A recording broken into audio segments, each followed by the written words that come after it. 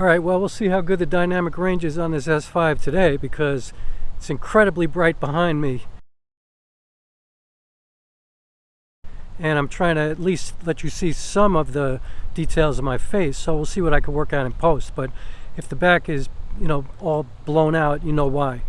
So anyway, I just wanted to shoot a little part of this video with my 20-60 kit lens, which is obviously a spherical lens, so you could see how both of these lenses, you know, fit together on a 2.39:1 timeline, you know, a scope timeline.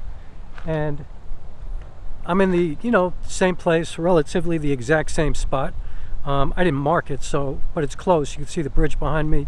You could see the other bridge behind that one.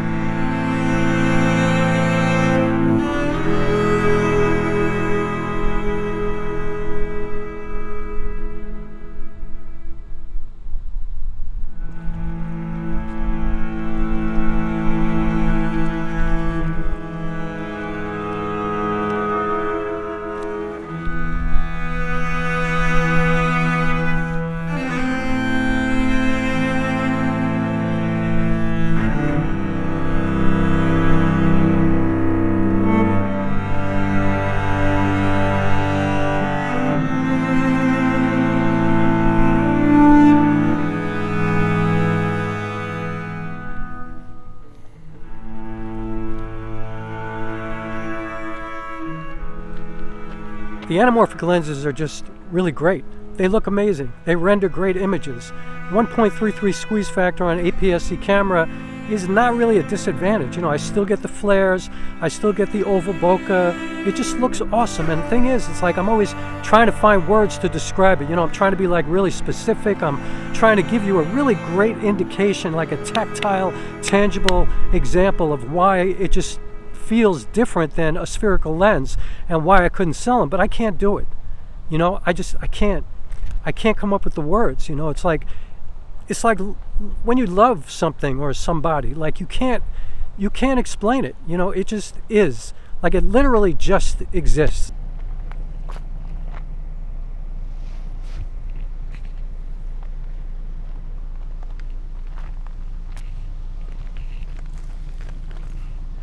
I couldn't do it.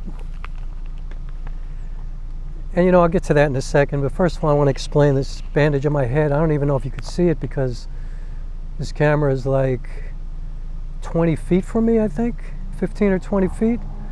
I'm using my, well, I'm not going to tell you what I'm using yet, but I was helping an elderly couple get out of a restaurant last night. They couldn't get out. The wind was like pushing the door in, so I said, let me help. So I rushed over and I went to open the door, and when I opened the door, the elderly man backed up, but then he fell into me, pushed me into the door. My head slammed against the frame.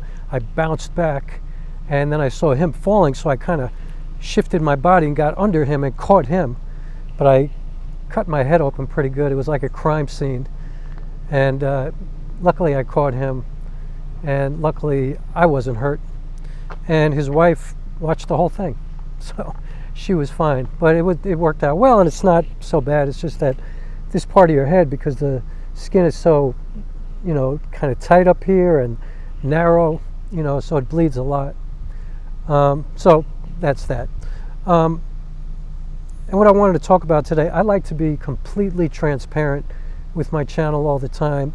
And one big problem I personally have with YouTube is when I feel like somebody puts out a video about gear, whether it be camera gear or running shoes or, you know, guitars or whatever, and I feel like they're just putting it out to putting it out, like to put it out, like it doesn't really mean anything, you know, because they'll say something is the greatest and then all of a sudden something else is the greatest a few weeks later, or they say something is terrible, but then you see them using it over and over again, and it just doesn't make any sense to me, you know, and I don't appreciate it. So I wanted to be transparent because I recently made a video about how I compared my Sirui 35mm f1.8 APS-C anamorphic lens with a spherical lens, my Minolta vintage lens, a Rokkor 35mm. And I also compared it to a 50mm because, you know, obviously APS-C, a 35mm is 52mm equivalent on a full frame. So anyway, I compared all these and I came to the conclusion that everything looked awesome and I could work with any of it. And so why not get rid of the anamorphic lenses? They're the hardest of all my lenses to carry around, to work with. They're not really run and gun kind of lenses. And so I said, you know, let me sell them, you know? Like, I don't like keeping things around that I'm not using. And so I was cool with that, you know? And I have a 75mm APS-C Sirui anamorphic lens as well. So I put them both up on eBay. And literally the second I hit activate, the, you know, whatever you hit, like go live or, you know, put up the listing, the minute I did it, I just had a queasy feeling in my stomach. Like I just felt weird, you know what I mean? Like my instincts were screaming at me. And I didn't even know what they were saying, but I knew that it was nothing good. And I guess within 2 hours, I took the listing down. I just couldn't do it because, you know, I went back and I looked at a bunch of my old footage that I had shot with these lenses. And, you know, the thing about anamorphic and spherical, it doesn't really make that much of a difference. I mean, obviously, you could do anything if you have a kit lens. You could do anything, you know? I mean, the only real, you know, constraints that you have are the aperture, right? And how much light you can get into the lens and how much of a blurry background you can create. And, you know, the flares and things like that. But really, if you have a great story, you could use any lens and do great, great professional work, you know? I mean, most expensive lenses are expensive because of the build quality. Like, you could take them out, you can count on them, they're always going to work, you know? You're going to have them for years. I mean, a cheap lens is usually just as good in terms of the image quality as any lens, generally. It's just that they're usually made of plastic, and if you drop it, it's going to break, and that's why it's so cheap, because you could just keep replacing it. But I was like, I looked at this footage, and there was just something about it that was different about all my spherical footage. And, you know, I've shot 2 feature films with spherical lenses. Well, one of them I shot with a phone, but the other one I shot with my Minolta 28mm f2.8 and my Minolta 50mm f1.4, both vintage manual lenses that my father used to have. They were very, very old lenses. And, you know, I love everything that's come out of those lenses, everything. But still, there's just something different about anamorphic that I can't even describe what it is. You know, I mean, obviously I could talk about the imperfections of the lens, especially as you get out to the corners. The compression looks a little bit different. The colors are different on these 2 lenses, definitely, than all my other lenses. But, you know, every lens has its individual character. You know, unless, like, you know, a lot of modern lenses, they don't have any, they all look incredibly sharp, you know, and the colors are just incredibly accurate. And, you know, that's a good thing, because when you get into post-production, you have more room to do whatever you want, to manipulate the footage, to be creative in post-production. Whereas if you're using a vintage lens, a lot of the imperfection is just there. Like, you can't get rid of it. And you could still manipulate the footage, but the imperfections of the lens, it's there. It's part of the lens. It's part of what you decided to do, you know? And so, I don't know. You know, I always follow my instincts, and I guess the upshot of this whole thing is that I pulled the lenses off, and I'm not going to sell them, because for the amount of money that I was going to sell them, if I decided that I wanted to shoot something with anamorphic in the future, I was going to have to either rent or buy lenses again, and I wasn't making enough money to make it worthwhile. And they're 2 lenses. It's not like it's taking up that much space in my apartment. And I don't carry them around in my bag. I only carry them if I'm using them. So I don't know. There's just something about anamorphic that resonates with me, you know? And I'm not even sure what it is. I think part of it, to be honest with you, has nothing to do with anamorphic. And I'm really focused more on this lens. I'm shooting with my Sirui 35mm f1.8 1.33 squeeze factor anamorphic lens. And I think what I love about this lens the most, believe it or not, is that it's really kind of the equivalent of a 40mm lens. And I don't have a proper 40mm lens. I have, like I said, a 28 and a 50, and I have a zoom lens. And I find that whenever I use the Panasonic 20-60, my kit lens, I almost always have it set to right around 40mm. And I don't know why, but that, for some reason, I guess that's the way I see the world. And you know, people often say, well, you see the world at 50mm, and other people say 35mm is the way we see the world. And some people go 85mm, that's how the human eye sees the world. And I think everybody sees the world differently, you know? And if you want to get into the specs of our eyeballs and our vision compared to lenses, I mean, that's still completely abstract to me, you know, in my opinion. And so I just know for me, I guess the only way I can test it is to say that I always wind up around 40mm when I'm using that zoom lens. And this lens is really a 40mm equivalent lens. I mean, because, you know, APSC, so it's 35mm APS-C anamorphic, 1.33, right? So take away the 1.33 first, and it's a 52mm equivalent.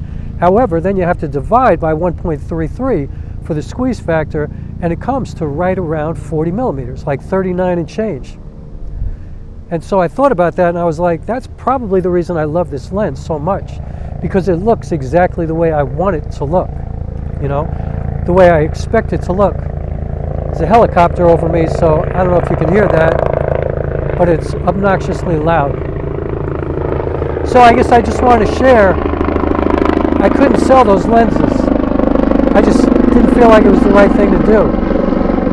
And, you know, sometimes it's like enticing to just get on eBay and sell something that you know you're not going to use and just get some money. But, you know, it's not like money I could go buy a house. You know, it's money that I'm just going to pay my bills with. I'll make $700 or $800 for these 2 lenses. I mean, I was very fortunate because I got these lenses on sale. The 35mm, I bought it for $299, and it was on sale at B&H. And the 75mm that I have, I got it for $319, also on sale, brand new. So I was very fortunate, and I didn't spend a lot of money on them, and I would probably make more money selling them than what I, you know, paid for them. However, in the future, if I want to use anamorphic, it's probably going to cost me more to reacquire the lenses, whether I rent them or buy them. And you know what? Here comes a train. That's a good moment for me to end this video, because I really don't have much more to say today. I just wanted to say I did not sell my anamorphic lenses, and like I said, I always want to be totally transparent with you and let you know what's happening. And so I thought I would, but I didn't. And here comes the train. So in a moment, you're not going to be able to hear me very well anymore. And okay, bye.